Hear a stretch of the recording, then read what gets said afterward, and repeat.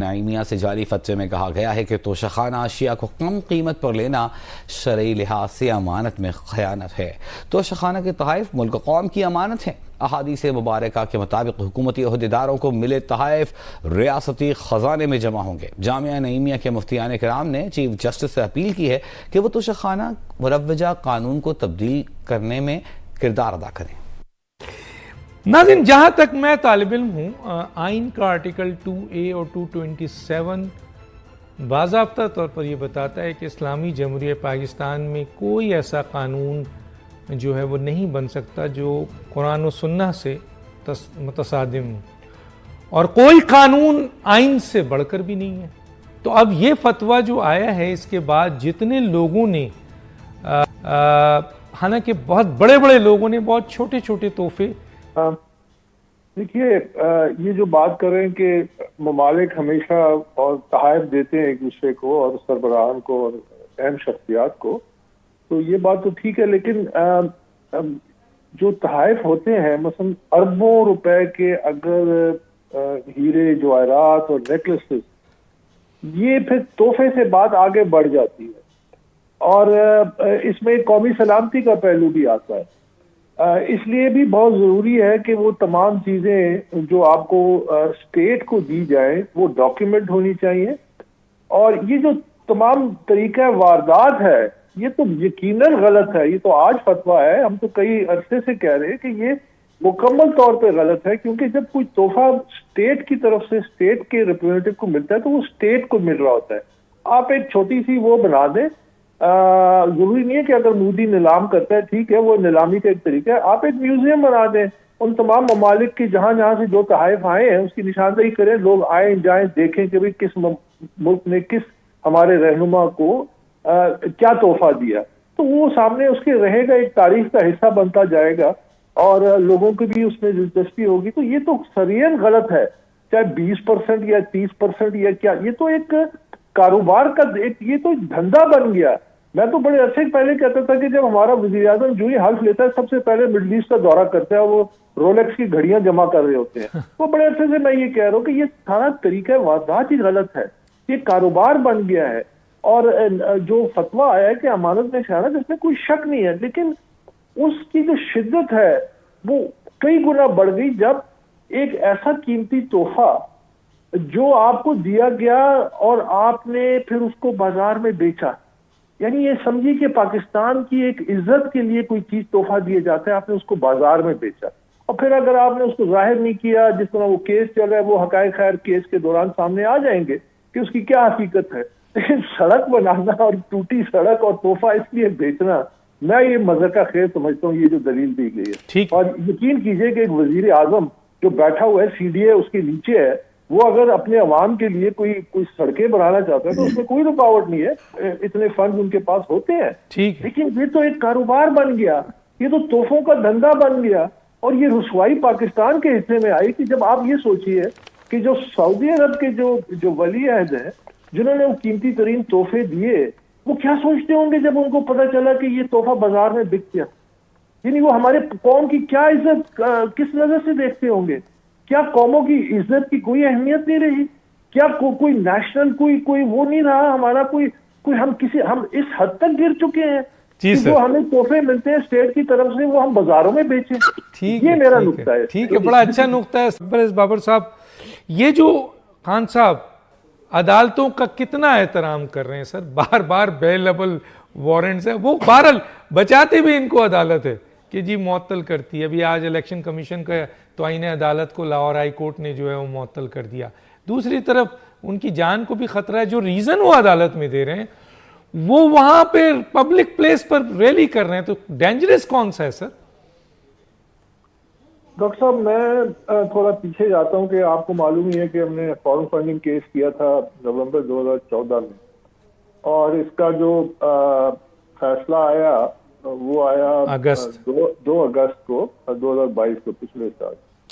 तो इस अरसे में इमरान खान साहब एक पॉलिटिकल उस प्रोसेस से गुजरने के बाद 2018 में वजीर आजम भी बने और पौने 4 साल वजीर आजम भी रहे, और उस वक्त मामलात इस नहज पे नहीं थे जो आज है सियासत में, और जो खतरात का जो जिक्र हो रहा है, जो मामला जिस डगर पे जा रहे हैं और जो बातें हो रही, उस वक्त तो ये मामला नहीं थे, लेकिन तर्ज अमल यही था। तर्ज अमल यही था कि इलेक्शन कमीशन के सामने तकरीबन हमने 200 पेशियां की हैं स्क्रूटनी कमेटी मिला के, तकरीबन 50 के करीब एडजर्नमेंट सीख की गई पीटीआई ने, 9 वकील तब्दील किए, और कभी एक बहाना कभी दूसरा बहाना। उसके बाद जब 21 ऑर्डर इलेक्शन कमीशन ने इनको किए कि आप ये डॉक्यूमेंट्स प्रोड्यूस करें, दिसंबर 2016 में जब उनको एक स्ट्रॉन्ग वर्डेड ऑर्डर दिया कि आपने अगली पेशी से पहले ये डॉक्यूमेंट सबमिट करने हैं वरना कानूनी कार्रवाई होगी, तो उसके जवाब में उन्होंने इलेक्शन कमीशन पे इल्जाम लगाया कि आप जो है अकबर बाबर के साथ मिलके खेल रहे हैं, आप हमारे खिलाफ बायस्ड हैं। उस पर फिर मैंने कंटेम्प्ट प्रोसीडिंग्स की, उन्होंने कंटेम्प्ट को चैलेंज किया और बारहा चैलेंज किया और हाई कोर्ट तक गया, और हाई कोर्ट से फिर फैसला नहीं इलेक्शन कमीशन के इख्तियार में है कि वो कंटेम्प्ट प्रोसीडिंग कर सकता है, और फिर उसमें भी मजीद तवालत। तो ये जो इंसाफ के सामने पेश ना होना, अपने आप को पेश ना करना, जबकि वो हाई कोर्ट में, इस्लामाबाद हाई कोर्ट में जब पहली दफा जब हमने पिटीशन फाइल की और पहली दफा जब इन्होंने अपील किया इलेक्शन कमीशन के उस फैसले को कि उनकी जुरिस्डिक्शन है, तो इन्होंने साइंड एफिडेविट दिया खान साहब ने कि I am not answerable to an ordinary citizen, मैं एक आम शहरी के आगे जवाबदेह नहीं हूं। ये उन्होंने लिख के दिया है। अगर आप चाहते हैं मैं आपको अभी ब्रेक में आपको वो व्हाट्सएप भी कर सकता हूं, आप पढ़ के सुना दीजिए। ये बाकायदा उनके अपने दस्तखतों से साइंड एफिडेविट है। तो ये एक तर्ज अमल है कि अपने आप को कानून और आइन से बालातर समझना, अपने आप को जवाबदेह ना समझना। मिसालें हजरत उमर रज़ी अल्लाह अन्हु की देना और देना के हमारे जो खुलफा थे वो किस तरह जवाबदेह थे, लेकिन अमली तौर पे ये तारीख मौजूद है, डॉक्यूमेंटेड है, सबके सामने है कि वो अपने आप को, मैंने यहां तक बारहा फिर इलेक्शन कमीशन के बाहर का, क्योंकि हमने तो इनका ख्याल था कि शायद ये सबर नहीं, इतना सबर किस में है। 13 रिट पिटीशंस की, कभी एक बहाना, कभी अकबर बाबर की मेंबरशिप, कभी जुरिस्डिक्शन इलेक्शन कमीशन की, 3 दफा तो वो हुई, 2 दफा इलेक्शन कमीशन में, 1 दफा बाहर। उसके अलावा इसको सीक्रेट रखें, बाकायदा रिट पिटीशन की हाई कोर्ट में कि ये तमाम मामला सीक्रेट रखें, खुफिया रखें। तो आप ये जो तर्ज अमल है जो आज आप कौम के सामने आ रहा है, मैं तो इसका पर्सनल विक्टिम हूं। ठीक, मैं तो लेकिन मेरा उस वक्त मैं यही कहता था इलेक्शन कमीशन के बाहर खड़े होके कि हमारे इदारे जिम्मेदार हैं, हमारे इदारे पैंडर करते हैं, हमारे इदारे लाड करते हैं, जिसकी वजह से ये फैशिस्ट टेंडेंसीज आती है कि अपने मुंसिफ को वो इल्जाम देते हैं जिसको उन्होंने खुद लगाया, ठीक, कि आप जो है ये, तो ये इसमें जिम्मेदारी यकीनन इदारों की है। ठीक, वो तो एक तर्ज अमल है जो मैंने आपके सामने बयान कर दिए, जो 8 सालों में इलेक्शन कमीशन के सामने आया। और ठीक है सर, ठीक है। मैं एक्चुअली, आप बिल्कुल सही कह रहे हैं। असल में थोड़ा सा इसमें क्लैरिटी की जरूरत है कि जो जनरल साहब ने बात की, वो ये कह रहे हैं कि हुकूमत की प्रायोरिटी नहीं है, पॉलिसी नहीं है गिरफ्तार करना। यानी मैं थोड़ा सा इसको किसी और पहलू से देखता हूं। हुकूमत की नंबर 1 प्रायोरिटी ये होनी चाहिए कि कानून नाफिज करे। हुकूमत की ये प्रायोरिटी, क्योंकि ये वो हल्फ लेते हैं जब इक़्तिदार में आते हैं और जो आईनी ओहदा संभालते हैं कि आपने आइन और कानून को नाफिज करना है। उसमें अगर आप सियासी मसलतें ले आते हैं तो फिर आप माशरे को एनार्की की तरफ लेके जा रहे हैं। यही तो मैं पहले दिन से कह रहा हूं कि जिस तरह मैंने 8 साल ये भुगता और ये कानून से भागे और इन्होंने, इदारों ने इनके लिए रास्ते हमवार किए, बिछे गए, और इन्होंने बाकायदा इदारों को चैलेंज किया, उनको क्रिटिसाइज किया, उनको कंडेम किया, उसके बाहर मुजाहरे किए मुंसिफों के सामने जिनको उन्होंने खुद लगाए थे। अब जब आप कानून नाफिज नहीं करते तो ये रुझान मजीद बढ़ता है, और यही पाकिस्तान में हुआ। आप इससे कतई नजर के इमरान खान को गिरफ्तार करना है या नहीं करना, या किसी और को, मैं हरगिज इसके हक में नहीं हूं कि आपने गिरफ्तार जरूर करना है, बिल्कुल नहीं।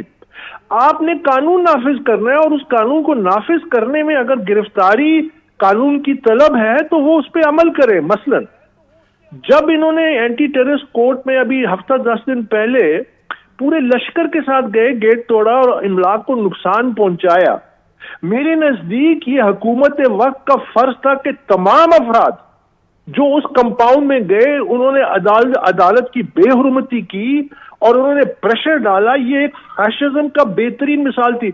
आप उस वक्त कानून नाफिज करते, एक एक शख्स को गिरफ्तार करते जो अंदर गया है और जो अदालत पे असरअंदाज होने की कोशिश कर रहा है, जो सरकारी अमला। रिट ऑफ द स्टेट इस तरह कायम होती है। ये किसी पॉलिटिकल गवर्नमेंट की वाह की बात नहीं हो रही कि कौन दलेर है और कौन कमजोर है। आपने रिट ऑफ द स्टेट कायम करनी होती है तो मुल्क चलते हैं। ये जो हम एनार्की आज देख रहे हैं, ये जो हम कियोस देख रहे हैं, ये जो सियासत हो रही है इंतशार की, आपको याद होगा डॉक्टर साहब, मैंने और आपने एक प्रोग्राम किया था चंद साल पहले। हम पे कोई इल्हाम तो नहीं हुआ था। आपने मेरी एक वीडियो चलाई थी उस वक्त मैंने एक आर्टिकल भी लिखा था, जुलाई अगस्त 2018 की बात मैं कर रहा हूं, जिसमें लिखा था कि एलियन टेक ओवर है यहाँ, इस मुल्क के खिलाफ एक बड़ी कंस्पिरेसी वीव की गई है। उस कंस्पिरेसी के 2-3 मोटे मोटे पहलू हैं कि सबसे पहले आपने पॉलिटिकल इंतशार पैदा करना है, उसके नतीजे में फिर आपने पाकिस्तान की मईशत को घुटने टिकवाने हैं, फिर आपने आईसीयू में ले जाके एक डॉलर और रोटी के लिए आपको तरसाना है और अपने दूसरे बड़े मकासद हासिल करने हैं। सिर्फ जहां पे उनको नाकामी हो रही है, अब जो आईएमएफ आपके साथ कर रहा है कि $1 बिलियन के लिए आप तमाम शराइत मान भी गए, लेकिन वो फिर भी आपको तरसा रहे हैं। जबकि ग्रीस जो डिफॉल्ट किया था उसने आईएमएफ के लोन पे 1 बिलियन प्लस, उसको उन्होंने $400 बिलियन का बेल आउट दिया over a period of 10 years. ये 1 बिलियन, और फिर कहते हैं कि हम गरीबों से बोझ हल्का करके अमीरों पे। बिल्कुल सही है कि अमीर should pay there due, but जब वो 1 बिलियन को डिले करते हैं तो 30% 30 रुपए गिरता है, तो वो जो महंगाई का सैलाब आता है तो वो गरीब पे आता है।